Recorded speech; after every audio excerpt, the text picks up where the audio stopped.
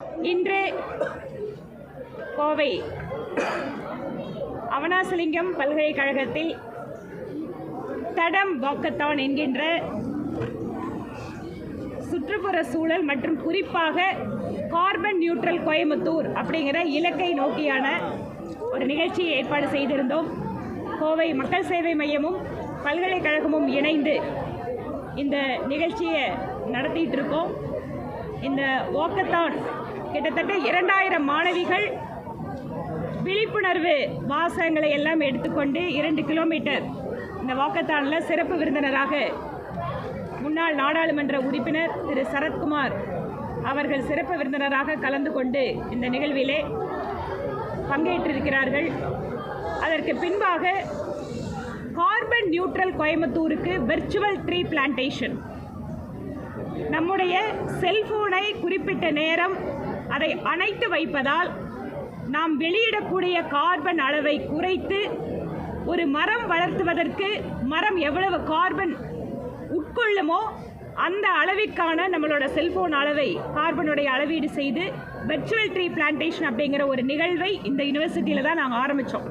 1.5 வருஷத்துக்கு முன்பாக இதே யூனிவர்சிட்டியில் 10,000 மாணவிகளோடு இந்த வெர்ச்சுவல் ட்ரீ பிளான்டேஷன் அப்படிங்கிறத ஆரம்பித்ததும் இன்றைக்கி கிட்டத்தட்ட 10,000 மரங்களை வளர்த்ததற்கு இணையாக கார்பன் ஆஃப்செட் பண்ணியிருக்கோம்.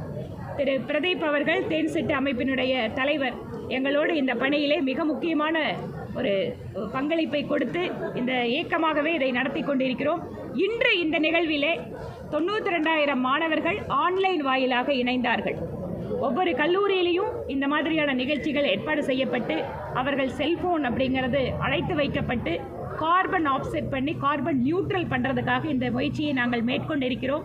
பிரதமர் நரேந்திர மோடி அவர்கள் இந்தியாவை வல்லரசு நாடாக்க வேண்டும், வளர்ந்த நாடாக்க வேண்டும் என்கின்ற முயற்சியிலே சுற்றுப்புற சூழல், உலக வெப்பமயமாதல் இவற்றிற்கெல்லாம் லைஃப் ஸ்டைல் சேஞ்சஸ், ஒவ்வொரு தனி மனிதனும் தன்னுடைய வாழ்க்கை முறையிலே மாற்றத்தை கொண்டு வர வேண்டும்னு விரும்புகிறார். அதனால தான் இன்றைக்கி அவர் பஞ்சாமிர்தம் அப்படிங்கிற ஒரு பெரிய ஒரு சொல்யூஷனை உலக நாடுகளுக்கே கொடுத்துட்ருக்கார். அதிலுடைய ஒரு சிறு ஸ்டெப்பு தான் வெர்ச்சுவல் ட்ரீ பிளான்டேஷன். இந்த நிகழ்விலே திரு சரத்குமார் அவர்கள் பங்கேற்பது எங்களுக்கெல்லாம் ரொம்ப மகிழ்ச்சி. கோவை மக்கள் சேவை மையம் என்கின்ற எங்களுடைய அமைப்பு பல்வேறு விதமான முயற்சிகளை எடுத்துக்கொண்டிருக்கிறோம். சானிடேஷனுக்காக, ஹெல்த்துக்காக, என்வாயன்மெண்ட்டுக்காக, அந்த மாதிரி எஜுகேஷனல் இன்ஸ்டிடியூஷன்ஸோடு இணைந்து நாங்கள் இந்த பணியை மேற்கொள்வது எங்களுக்கு மிகுந்த நிறைவை கொடுக்கிறது. இப்போது திரு சரத்குமார் அவர்கள் பேசுவார். நான் ஐ அசோசியேட் வித் வானதி சீனிவாசன் அவர்கள். ஏன்னா இந்த நிகழ்ச்சி ஒரு சிறப்பான நிகழ்ச்சின்னு தான் சொல்லணும். ஏன்னா கார்பன் ரிடக்ஷனை நம்ம இந்த மாதிரி செல்ஃபோனை அணைத்து வைப்பதன் மூலமாக ஒரு வர்ச்சுவல் ட்ரீ எப்படி ஒரு மரம் அந்த கார்பன் டை ஆக்சைடை உட்கொண்டு ஆக்சிஜனை வெளியிடுதோ அதை உருவாக்க முடியும்னு சொல்லி ஒரு பெரிய இதை ஒரு யுக்தியை, ஒரு திட்டத்தை அவங்க ஏற்கனவே தொடர்ந்து நடத்திட்டு இருக்காங்க. அதில் இன்றைக்கி ஆன்லைனில் கிட்டத்தட்ட 92,000 மாணவர்கள் பல வேரியஸ் கல்லூரி இணைந்திருப்பது மிக மிக மகிழ்ச்சியான ஒரு விஷயம். ஏன்னா ரெஸ்பான்சிபிள் அப்படின்றத பெரிய லெவலில் இன்றைக்கி காமிச்சிருக்காங்க. உண்மையிலே இந்த நிகழ்ச்சியில் கலந்து கொண்டதில் நான் மகிழ்ச்சி அடைகிறேன். இது தொடர வேண்டும், இந்த நிகழ்ச்சி தொடர வேண்டும். ஏன்னா குளோபல் வார்மிங்கிறது இட்ஸ் ரியாலிட்டின்றது பல பேர் இன்னும் உணராமல் இருக்காங்க. ஆனால் நம் பங்கு என்னவாக இருக்க வேண்டும்? நாம் இன்று சிறப்பாக வாழ்ந்து விட்டோம். தொடர்ந்து வருங்கால சமுதாயம் சிறப்பாக இருக்கணும். We should leave our footprints for the better future. இதுக்காக நம்ம இந்த முயற்சியில் எல்லோரும் ஈடுபடணுன்றதுக்கு சிறந்த கருத்தை பிரதீப் அவர்கள் எடுத்துரைத்து கோவை சேவை மையமும் NSS இந்த கல்லூரி வளாகத்தில் சிறப்பாக நடந்தது. இந்த விஷயத்தை பொறுத்த வரைக்கும் அரசினுடைய பங்களிப்பு செயல்பாடு எப்படி இருக்கிறதா? எந்த விஷயத்தை பொறுத்த அதாவது இந்த குளோபல் வார்மிங் இது சம்பந்தமாக அரசு எந்த அளவுக்கான நடவடிக்கை எடுத்துருக்காங்க? அவங்களோட நடவடிக்கை எல்லாம் போதுமானதா? அது பாரத பிரதமர் இது முன்னெடுத்து உலக நாடுகளுக்கு ஈடாக நம்ம தேர்ட் வேர்ல்ட் கண்ட்ரின்றது இல்லாமல் அது நம்மளும் கார்பன் கிரெடிட்ஸுக்காக கடுமையான திட்டங்களை வகுத்து விக்ஷித் பாரத் மூலமாக, அது மட்டும் இல்லாமல் இது கண்டிப்பாக இந்த கார்பன் ரிடக்ஷனை உருவாக்கி ஆக வேண்டும் எண்ணத்தில் பயணிச்சிட்ருக்காங்க. ஸோ அதுக்கான பணிகள் நடந்து கொண்டே இருக்கிறது. அது விழிப்புணர்வு ஏற்பட்டுருச்சு. இது மேற்கொண்டு எடுத்துச் செல்வதற்கு இந்த மாதிரி சேவை மையங்கள் பயன்படும் நான் நினைக்கிறேன். தமிழ் சினிமாவுக்கு வந்து சென்சார் போர்டு மூலமா நெருக்கடி கொடுக்குறாங்க. சஸ்டைனபிலிட்டியை பற்றி லாட் ஆஃப் அவேர்னஸ் கொடுத்துட்டே இருந்தாலும் கவர்மெண்ட் இனிஷியேட்டிவ்ஸ் வந்துட்டே இருந்தீங்க சொன்ன மாதிரி விக்சித் பாரத் வந்தாலுமே கூட இன்ஃப்ராஸ்ட்ரக்சர் ஆஸ் சச் ஒரு கான்க்ரீட்டாக வந்து நம்ம பார்க்க முடியல. லாஸ்ட் 3 இயர்ஸாக வந்து கோயம்புத்தூர் ரீஜனுமே நமக்கு ஸ்கோப் இருக்குது, இங்கே வந்து லாட் ஆஃப் EV ஸ்டேஷன்ஸ் வரலாம், இல்லை வந்து இந்த ரீஜனை வந்து ஒரு ஹப்பாக கொண்டு வரலாங்கிற பேச்செல்லாம் இருக்குது. பட் ஆனால் கான்க்ரீட்டாக அந்த ஐடியா வந்து இம்ப்ளிமெண்ட் ஆகலை. ஸோ சென்டர் சைட்லேருந்து can we expect any further such initiative in the upcoming days? Okay, நானே சொல்கிறேன். கார்பன் நியூட்ரல் கோயம்புத்தூர் அப்படிங்கிறத மாநில அரசாங்கம் ஒரு 2-3 வருஷத்துக்கு முன்னாடி ஆரம்பித்தாங்க. அப்போ அந்த மீட்டிங்க்கு நானும் போயிருந்தேன். போயிட்டு ஒரு சட்டமன்ற உறுப்பினர் அப்படிங்கிற முறையில் நான் வந்து நான் உங்களோட அசோசியேட் பண்ண விரும்புகிறேன் அப்படின்னு எல்லாம் சொன்னதுக்கப்புறம் கூட மாநில அரசாங்கத்துக்கிட்ட இருந்து எங்களுக்கு எந்த விதமான தகவலும் இல்லை, அது சம்மந்தமான எந்த முன்னெடுப்புகளும் கிடையாது, எங்களை இன்வால்வும் பண்ணுறது கிடையாது. அதனால தான் நாங்கள் மாநில அரசாங்கம் பேருக்கு வந்து ஒரு நிகழ்ச்சியை நடத்துகிறாங்களே தாண்டி இது சம்மந்தமான விஷயங்களை நிறைய எடுத்துகிட்டு போகிறதுக்கே அவங்க பண்ணலை. அதனால தான் இது நாங்கள் வந்து கார்பன் நியூட்ரல் கோயம்புத்தூர் அப்படிங்கிற ஒரு பாட்டு தான் அது இப்படி எடுத்துகிட்டு போகிறோம். நீங்கள் சொன்ன மாதிரி EV ஸ்டேஷன் மட்டும் இல்லைங்க, நீங்கள் இன்றைக்கி கார்பரேஷன் முக்கியமான ரோல் ப்ளே பண்ண வேண்டிய ஒரு இடம். இந்த கார்பன் நியூட்ரலில் மிக முக்கியமான பங்களிப்பு செய்ய வேண்டியது உள்ளூர் நிர்வாகங்கள். குப்பை அகற்றலேருந்து நீங்கள் வந்து விளக்குகளை வந்து LEDக்கு மாற்றி பயன்பாடுகளை குறைக்கிறதுலேருந்து நிறைய விஷயங்களை அவங்களால பண்ண முடியும். ஆனால் உள்ளூர் நிர்வாகத்திற்கு மாநில அரசு போதுமான நிதி ஒதுக்குவது மட்டுமல்ல, இது சம்பந்தமான ஒரு கைடன்ஸ் கூட அவங்களுக்கு இல்லை. இன்ஃப்ராஸ்ட்ரக்சர் வேலையும் இங்கே நடக்கலை, கைடன்ஸும் கிடையாது, அதுக்கான ஒரு சப்போர்ட் சிஸ்டமும் இங்கே இல்லாத சூழல் தான் இருக்குது. காரணம் என்னென்னு கேட்டிங்கன்னா, மாநில அரசுக்கு இந்த பேர்களில் இருக்கக்கூடிய விளம்பர மோகம் இருக்கே தவிர எக்ஸிக்யூஷனில் அவங்களுக்கு எந்த விதமான அக்கறையும் கிடையாது அப்படிங்கிறதா யதார்த்தம். சர்டிஃபிகேட் கொடுக்க உயர்நீதிமன்றம் தீர்ப்பே வழங்கினாலும் மேல்முறையீடு போயிருக்காங்க. யாரு சர்டிஃபிகேட்? ஜனநாயகன் படத்துக்கு சர்டிஃபிகேட் கொடுக்க உயர்நீதிமன்றம் தீர்ப்பு வழங்கிச்சு, இருந்தாலும் மேல்முறையீடு போறாங்க. ஒரு அரசியல் தலைவராக இருப்பதனால தொடர்ந்து அவருக்கு நெருக்கடி கொடுக்கப்படுவதா ஒரு குற்றச்சாட்டு இருக்கு. நீங்களா நினச்சிக்கிறது அப்படி? அவங்க வேலையை பார்த்துட்டாங்க. சென்சார் போர்டு இப்போ தான் ஒரு படத்தை நிறுத்துறாங்களா? எவ்வளோ படத்தை நிறுத்திருக்காங்க. ஆர்சி அப்படி கிடையாது. தொடர்ச்சியாக தக் லைஃபுக்கு யாரும் பார்த்தீங்களா? தக் லைஃபு நடந்துச்சுல்ல. அதுக்கு முன்னாடி அவர் நடித்த படத்துக்கே வந்து ஜெயலலிதா அம்மா பார்க்க போனார்ல, கை கட்டி நின்னார் ரோட்டில். அப்போ வந்து அதுக்கு தான் போய் நின்றுட்டு இருந்தார். அப்போ இதெல்லாம் நடக்கிறது வந்து it's not political. Everything you take it as political. ஏன்னா இது வந்து எல்லாமே பொலிட்டிக்கலாக தான் நடக்குதுன்னு என்ற எண்ணத்தை முதல்ல மாற்றிக்கணும். Censor board why should interfere with anybody.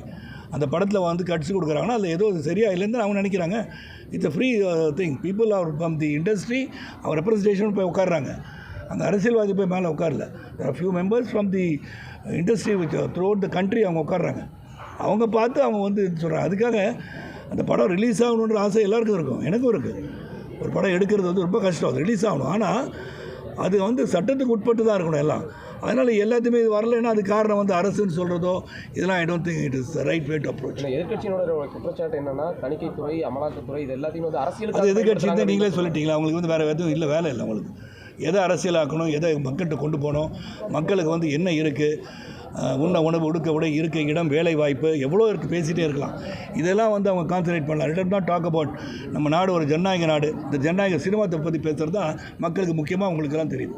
இந்த விவகாரத்தில் இருக்க காங்கிரஸ் கூட இதை ரொம்ப முன்னெடுப்பு. ஆமாம், அவங்க கூட்டணியில் இருக்கும்போது அவங்களுக்கு அது வந்து சொல்லி அவனை கட்டாயம் அவங்களுக்கு. ஏன்னா இந்த விவகாரத்தை பொறுத்த வரைக்கும் தாவேகா கூட இது சம்பந்தமாக அதிக அளவில் பேசாத நிலையில் அது தாவேகா தலைவரை போய் கேட்கணும். நீங்கள் என்ன கேட்கக்கூடாது. காங்கிரஸ் கட்சி இது சம்பந்தமாக அதிகமாக கருத்துக்கள் தெரிவிக்கிறாங்க. காங்கிரஸ் வந்து இதில் வந்து அனுகூலம் கிடைக்குமோன்னு நினைக்கலாம். அவங்க வந்து இதை வந்து அரசியல் பண்ணால் அவங்களுக்கு ஏதாச்சும் அட்வான்டேஜ் கிடைக்கும்னு நினைக்கலாம். ஐரோட வைத்தியம் செய்யலாம். தமிழ் சினிமா பராசக்திக்கும் இல்லை, நான் வந்து தமிழ் சினிமா நெருக்கடி நான் பார்க்கல. தொடர்ந்து போன வருஷம் வந்து எல்லா படமும் இந்த ரிலீஸ் ஆச்சு.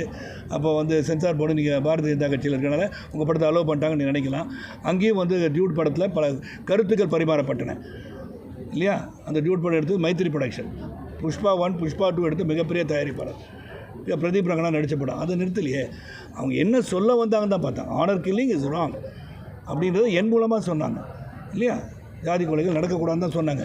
நல்ல கருத்தை சொல்லியிருக்காங்க. ஸோ எதை சென்சார் பார்க்குறாங்க, எது மக்களுக்கு தீங்கு விளைவிக்கும் என்று நினைக்கிறார்களோ, எதை புகுத்த நினைக்கிறீர்களோ என்று சொல்லும்போது சென்சார் இஸ் வெரி ஓப்பனாக பார்க்குறாங்க. நீ செல்வமணி எடுத்த படம் இன்னும் அங்கே தானே இருக்குது. நான் நடித்த அடங்காத படமே வரலையே இன்னும். It is still there. 120 cuts have been given. அதுக்கு ஏன் குரல் கொடுக்கல மற்றவங்களாம்? அதுக்கு எதுவும் அரசியல் சரியா? அப்போ இருந்து கிட்டத்தட்ட 4 வருஷமாக அந்த படம் அவங்க கிடப்பில் தான் இருக்குது. அதில் சில கருத்துக்கள் அந்த இயக்குனர் சொன்னது ஏற்புடையது அல்ல, சமூகத்துக்கு ஏற்புடையது அல்ல என்று அவங்க முடிவு செய்திருக்கிறார்கள். ஆக அந்த படம் ரிலீஸே ஆகலை. நல்ல படம் தான், நானும் ஜிவி நடிச்சிருக்கோம், வரல. அந்த கருத்துக்கள் ஏற்றுக்கொள்ளப்படவில்லை, சமூகத்துக்கு சரியாக இருக்காதுன்னு நினைக்கிறாங்க. இந்த படத்தில் என்ன இருக்குன்னு எனக்கு தெரியாது. ஆனால் இதை வந்து ஒரு செய்தியாக மக்களிடம் கொண்டு போய் சேர்க்க நினைப்பது அங்கிருந்து இங்கே வந்த எனக்கு வேதனையாக இருக்கிறது. டியூட் படத்தில் தாலி பற்றி சொன்ன விஷயம் இப்போ இருக்கிற இளைஞர்களுக்கு ஏதுவானதுன்னு நினைக்கிறேன். இல்லை, அதான் சொல்லிட்டேன், டியூட் படத்தில் தான் சொல்லிட்டேன். கருத்துக்கள் வந்து எதிர்மறை கருத்துக்கள் சொன்னதுக்கு காரணம் அது அந்த நாட்கள் வந்து பாகிராஜ் சார் கேட்டிருக்கணும் நீங்கள் இல்லையா? அந்த மாதிரி எல்லாம் கருத்துக்கள் பதிவு பண்ணுறாங்களே, அது இதான் இருக்கக்கூடாதுன்னு தான் பதிவு பண்ணுறாங்க. அது செய்யணுன்றது சரின்றது கிடைச்சி முடிக்கல படத்தை இல்லையா? கடைசியாக கேட்குறீங்க, நான் கேட்குறேன், நான் மட்டும் கேட்கலங்க. கூட இருக்க டிராவிட் ஒரு கேரக்டர் வந்து அந்த பொண்ணை பார்த்து கேட்குது, நீ சோறு தான் தின்றியா வேறு எதையும் தின்றியா கேட்டிருப்பாங்க. மக்களுடைய கருத்தை இயக்குனர் ஏற்றுக்கொண்டு அதை கேள்வியாக கேட்டிருக்கிறார். Is trying to balance movie and finally say honour killing is wrong. அந்த படத்தில் ஆனர் கில்லிங் பற்றி தான் மெயின் சப்ஜெக்ட். என் வியூவில் நானும் சொல்கிறேன், ஆனர் கில்லிங் என் மூலியமாக சொல்லியிருக்காங்க, அதை தவறுன்னு சொல்கிறது அழுத்தமாக சொல்லி நானே ஜெயிலுக்கு போகிறேன். படத்தில் அதிகமான பால்வளத்துறை அமைச்சர் ஜெயிலுக்கு போயிடுறாருல, அது தானே நியாயம் தானே? மற்ற நடிகர்கள் கொடுக்குற குரல் கொடுக்கறது விஜய்க்கு யாரும் குரல் மற்ற நடிகர்களை போய் கேளுங்க. நான் வந்து இதுக்கெல்லாம் சென்சார் போர்டுக்கு என்றைக்குமே நான் குரல் கொடுத்தது கிடையாதுங்க. சென்சார் போர்டு எடுக்கின்ற முடிவுக்கு அதான் சொன்னேன், அடங்காத படத்துக்கு இருக்கிற எல்லா நடிகர்களையும் கொஞ்சம் ரிலீஸ் பண்ண சொல்லி குரல் கொடுக்க சொல்லுங்கள். அந்த தயாரிப்பாளர் கிட்டத்தட்ட 10 கோடி ரூபாய் செலவழிச்சிருக்காரு. அந்த படம் 4 வருஷமாக கிடப்பில் தானே கிடக்கு. செல்வமணி எடுத்த படம் ஒன்று ரொம்ப நாளாக ராஜீவ்காந்தி வச்சு மர்டர் கேஸ் ஒன்று எடுத்தார்ல, இன்றைக்கி ரிலீஸ் ஆகலையே. அப்போ யாராச்சும் குரல் கொடுங்களேன், ஏன் குரல் கொடுக்க மாட்டேங்கிறீங்க? அப்படி கேட்க முடியாது. எவருக்கு வெறுப்பு எல்லாருக்கும் இருக்கும். whether they want to make it political or not political is their prerogative. Everybody's got individual rights, freedom of speech under article 19 and 19A. அதுபடி யார் என்ன சொல்லணும்னு நினைக்கிறாங்களோ அதுதான் சொல்லுவாங்க. எல்லாத்துக்கும் நான் பதில் சொல்ல அவசியம் எனக்கும் கிடையாது இல்லையா? இப்போ இந்த பராசக்தி படம் வந்து இந்திய திணிப்புக்கு எதிரான படமாக வந்திருக்குது. அதுக்கு இப்போ வந்து சென்சார் போர்டு அனுமதி கொடுத்துருக்காங்க. ஆனால் ஜனநாயகத்தை வந்து சென்சார் போர்டு அனுமதி கொடுக்காத வந்து பிஜேபி கூட்டணி. விஷயம் தெரிஞ்சனால சொல்கிறேன், பராசக்தி படத்தில் வந்து அவங்க வந்து கட்சி கொடுத்து அதை வந்து மியூட் பண்ணணும்னு சொல்லி அதுக்கப்புறம் அது ஆர்சி அதுவும் ரிவைசிங் கமிட்டி தான் போயிருக்கு. ரிவைசிங் கமிட்டி போன பிறகு தான் US 16 சர்டிஃபிகேட் கொடுத்து தான் கேள்விப்பட்டேன். ஸோ ரிவைசிங் கமிட்டி போகாமல் அது வெளியிடலை. There has been some objection. That objection has been clarified, and whatever has been told to remove and whatever has been told to mute, they have done it and they are going for certificate. கடந்த சில நாட்களாகவே தமிழக அரசு வந்து நலத்திட்ட உதவிகள் நடக்கிற நிகழ்ச்சியில் கூட சினிமா நட்சத்திரங்களை வச்சு பெரிய ஒரு பிரம்மாண்டமாக ஒரு படம் வெளியிட்டு ஒரு சினிமா வெளியிடுற மாதிரி பண்ணுறாங்க. இதை எப்படி நீங்கள் பார்க்குறீங்க? இது வந்து ஒரு யுக்தியாக தான் பயன்படுத்துகிறாங்க. அதுக்கெல்லாம் நான் கருத்து சொல்ல முடியாது. Every party has got a different way to approach the people towards elections. அவ்வளோதான். நான் போட்டியிடுற வாய்ப்பு இல்லை நான் நினைக்கிறேங்க. ஏன்னா நான் வந்து பாரதிய ஜனதா கட்சிக்கு வந்து வெற்றி பெறுவதற்கான உழைப்பை தர வேண்டும் என்று நினைக்கிறேன். என் கூட பயணித்த நிறைய பேர் இருக்காங்க. 1 செகண்ட் பயணித்த நிறைய பேர் இருக்காங்க. அவங்களுக்கு வாய்ப்பு கிடைச்சா நான் சந்தோஷப்படுவேன். அவங்க மந்திரியாக போய் உட்காந்து நான் சந்தோஷப்படுவேன். என் கூட பயணித்தவர் 30-35 ஆண்டு காலமாக பயணித்தவர் நிறைய பேர் என்னுடன் சேர்ந்து இந்த இயக்கத்தில் இணைந்து விட்டார்கள். அவங்களுக்கு வாய்ப்பு கிடைச்சா நான் சந்தோஷப்படுவேன். அவர்களுக்காக மட்டுமல்ல, இந்த கூட்டணி வந்து NDA கூட்டணிக்காக எங்கள் மேலிடம் சொன்ன பிறகு அதுக்கான வேலைகள் வேறு. 100% it is politicized. That's why you are asking this question. It is being politicized. Why are you asking Jananayagam? Why are you asking about Parasakti? Why are you asking movies? When the society needs so much to be done. The utopian dream of a people has to be achieved. How are you going to do that? 10 லட்சம் கோடி கடன் தமிழக அரசில் இருக்குது. அதை பற்றி யாரும் கேளுங்க, எப்படி பண்ண போகிறோன்னு கேளுங்க. சைனா, பிரேசில் அண்ட் இந்தியா வந்து ஆயில் வந்து ரஷ்யாவிலேருந்து வாங்க போகுது. 500 மசோதா ஒன்று தாக்கல் பண்ணியிருக்காங்க. Trump is supporting that. 500% போட்டால் நம்ம இண்டஸ்ட்ரி நாசமாயிடுமா? அதை கேளுங்க. These are things that people should know. Not about ஜனநாயகம் சர்டிஃபிகேஷன் பொலிட்டிசைஸ் பண்ணுறதுலாம் வேஸ்ட்டுங்க. முதலமைச்சர் ஒரு நிகழ்ச்சியில் பேசும்போது வர 30 நாட்களுக்கு வந்து தமிழக அரசு சார்பில் தன்னார்வலர்கள் குழு நியமிக்க போகிறோம். அவங்க எல்லா பொதுமக்களை சந்திக்கிறாங்க. பொதுமக்கள் தங்களுடைய கனவுகளை சொல்லுங்கள்.